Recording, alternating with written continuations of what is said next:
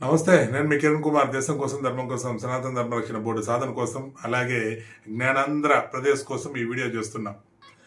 అయ్యా, పుష్ప సినిమా వచ్చిన తర్వాత ఎన్నో రికార్డులు బద్దలు కొట్టింది అన్నారు. ఎన్ని రికార్డులు, ఎన్ని వందల కోట్లు, వేల కోట్లు కలెక్ట్ చేసింది కాదు, ఎంతమంది యువత నాశనం అయిపోయారు చూడండి. ఇలాంటి యదవ సినిమా వల్ల, లుచ్చాలు తీసినటువంటి ఒక లుచ్చా స్టోరీ వల్ల బంగారం లాంటి భవిత కలిగినటువంటి ఈ విద్యార్థులు ఏ విధంగా తయారవుతున్నారు చూడండి. ఇంత ఘోరమైనటువంటి భవిష్యత్తును కలిగిస్తున్నటువంటి ఈ సినిమాల మీద ప్రభుత్వం కన్నెర్ర చేయాలి. ఈ విధంగా మొత్తం వ్యవస్థను నాశనం చేసేటువంటి సినిమాలు ఎవడన్నా తీస్తే ఫస్ట్ వాడిని బొక్కలో వేయండి అయ్యా.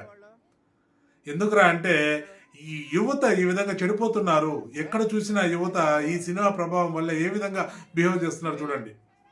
ఇంతకన్నా ఇంకేం కావాలి? ఒక సినిమా వల్ల సినిమా ఏ విధంగా ప్రభావితం చేస్తుంది ప్రజలను చెప్పడానికి. సినిమాని సినిమాలాగానే చూడొచ్చు కదా, ఎంటర్టైన్మెంట్ లాగా చూడొచ్చు కదా అని డైలాగులు వేస్తారు వెధవులు కొంతమంది, వరాహులు కొంతమంది. సినిమానే ప్రభావితం చేసేది ప్రజల్ని. మనకు మొదటి నుంచి సినిమా ప్రభావం వల్లే సమాజంలో ఇన్ని మార్పులు కలుగుతున్నాయి. సినిమాల యొక్క ప్రభావం వల్లే ఇంత దరిద్రంగా బతుకుతున్నాము. ఒక 2%, 3% సినిమా వల్ల బాగుండొచ్చేమో, రిమైనింగ్ అంతా కూడా సినిమాల వల్ల నాశనమైన వాళ్ళే. ఎంతమందికి ఆ జ్ఞానం ఉంటుంది? యువత చూడండి ఏ విధంగా బిహేవ్ చేస్తున్నారు. దయచేసి నా వీడియోని లైక్ చేయండి, షేర్ చేయండి. ప్రతి విద్యార్థికి, ప్రతి టీచర్కి, ప్రతి నాయకుడికి చేరాలి నా వీడియో. కొద్దిగా వాళ్ళు ఆలోచించాలి రాష్ట్రంలో విద్యా వ్యవస్థ ఎలా ఉందని. దయచేసి షేర్ చేయండి. మిమ్మల్ని ఒకప్పుడు మాస్టర్లను చూస్తే విద్యార్థులు భయపడేవాళ్ళు. ఏదైనా తప్పు చేస్తే విద్యార్థులు గుంజులు తీసేవాళ్ళు, లేదంటే వచ్చి క్షమాపణ చెప్పేవాళ్ళు. కానీ ఈరోజు పరిస్థితి ఎలా ఉంది? గతంలో మనం 4 రోజుల కింద చూసాం.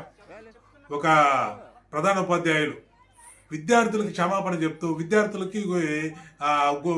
ముందు గుంజులు తీశాడు. ఇది మన విద్యా వ్యవస్థ ఈ విధంగా మారింది. ఒకప్పుడు మాస్టర్ను చూస్తే ఎవడన్నా బాగా తప్పు చేసినాడు కనపడితే మాస్టర్ను చూడంగానే భయంతో పోసేసేవాడు.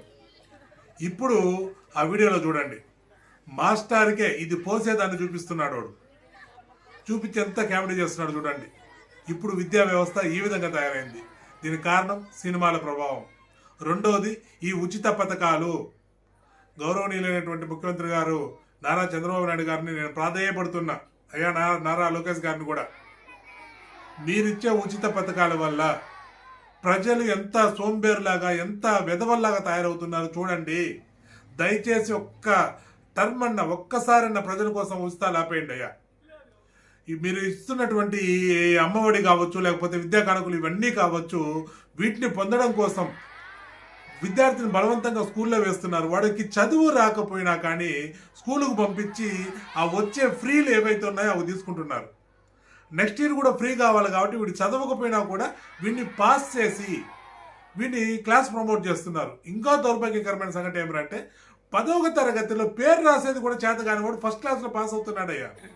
ఇది ఎక్కడి యొక్క మహత్యమో, ఎక్కడి ప్రభావమో, ఏం జరుగుతుందో విద్యా వ్యవస్థలో అర్థం కావడం లేదు. దయచేసి నేను వేడుకుంటున్న ప్రభుత్వాన్ని, ఎవడైతే కరెక్ట్గా రాస్తాడో, చదువుతాడో వాడిని మాత్రమే పాస్ చేయండి. రాష్ట్రంలో మాకు ఇంత పర్సంటేజ్ ఉంది అని చెప్పుకోవడానికో, పెగ్గి కోసమో, లిటరసీ పర్సంటేజ్ని చూపించడం కోసమో బలవంతంగా చదువు రాని వాడిని కూడా పాస్ చేసి ఇంటర్మీడియట్కి పంపిస్తున్నారు.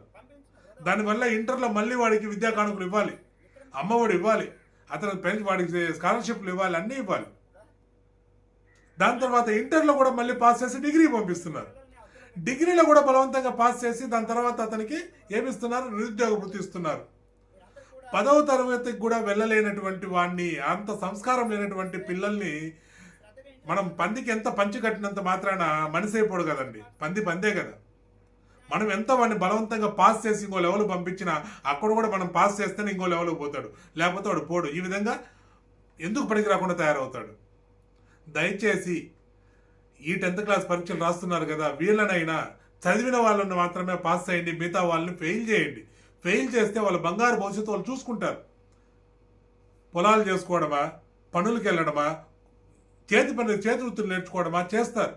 ఇప్పుడు ఆంధ్రప్రదేశ్లో పనిచేసే తెలుగు వాళ్ళే లేరు. ఎందుకంటే వీళ్ళు బలవంతంగా పాస్ చేసి ప్రభుత్వం మిగతా పనిచేసే ప్రజలందరూ ట్యాక్స్లు వాళ్ళకి ఉచిత రూపంలో ఇస్తుంది కాబట్టి వాడు ఎందుకు పనికి రాకుండా డిగ్రీ దాకా తీసుకొస్తున్నారు. వాడు అట్లా పనికి పోవడం లేదు, ఇట్లా పనికి రావడం లేదు, పనికి రాకుండా పోతున్నాడు. దయచేసి ఆలోచించాలని నేను మరొక్కసారి ప్రభుత్వాన్ని వేడుకుంటున్నా. భారతీయతను కాపాడుకుందాం, గోమాతను రక్షించుకుందాం. సనాతన ధర్మ రక్షణ బోర్డు సాధనకై భారత్ మాతాకి జై. జై శ్రీరామ్. ఓం నమః శివాయ.